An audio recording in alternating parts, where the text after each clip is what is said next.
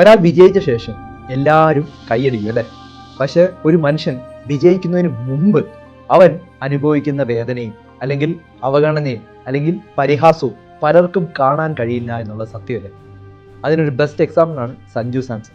ഇന്നത്തെ ഇന്ത്യൻ ടീമിലെ കേരളത്തിന്റെ ഒരു സ്വകാര്യ അഹങ്കാരമാണ് സഞ്ജു സാംസൺ. പക്ഷെ ഈ ഒരു സ്ഥാനം അവൻ എളുപ്പത്തിൽ നേടി തന്നെ. പല വർഷങ്ങളായിട്ട് അവനെ പലപ്പോഴും പലരും അവഗണിച്ചു. പല മത്സരങ്ങളിലും അവന് അവസരം പോലും ലഭിച്ചില്ല. പലരും അവനെ കളിയാക്കി, പരിഹസിച്ചു, കുറ്റപ്പെടുത്തി. സോഷ്യൽ മീഡിയയിൽ പോലും അവനെക്കുറിച്ച് നിരന്തരം വിമർശനങ്ങൾ ഉണ്ടായിരുന്നു.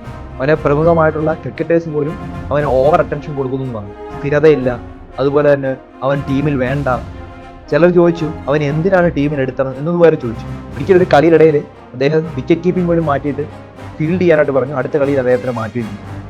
ഇന്ത്യൻ ക്യാപ്റ്റനോട് ചോദിച്ചപ്പോൾ അദ്ദേഹം പറഞ്ഞൊരു വാക്കുണ്ട്, ഇവനെ ടീമിൽ ഉൾപ്പെടുത്താനായിട്ട് ആരെയാണ് ഞാൻ പുറത്താക്കേണ്ടത്? मतलब आप बोल रहे हो मैं अभिषेक की जगह पे खिलाऊं, तो मतलब तिलक की जगह खिलाऊं.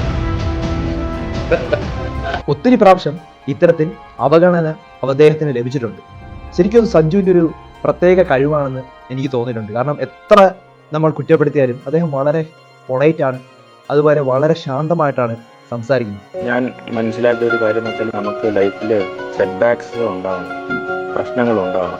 പെയിൻ ആണ് ഏറ്റവും വലിയൊരു മോട്ടിവേഷൻ.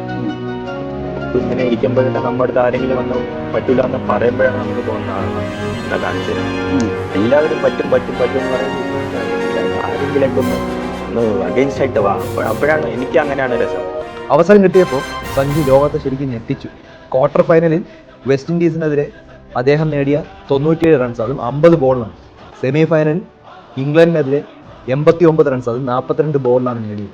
വളരെ ക്വിക്കായിട്ട് തുടർച്ചയായിട്ട് 2 player of the match award. ഒരുപക്ഷെ നാളെ അദ്ദേഹം ഇന്ത്യയുടെ ക്യാപ്റ്റനായിട്ട് വരെ മാറാം. അത്രയും കഴിവുണ്ട് അദ്ദേഹം.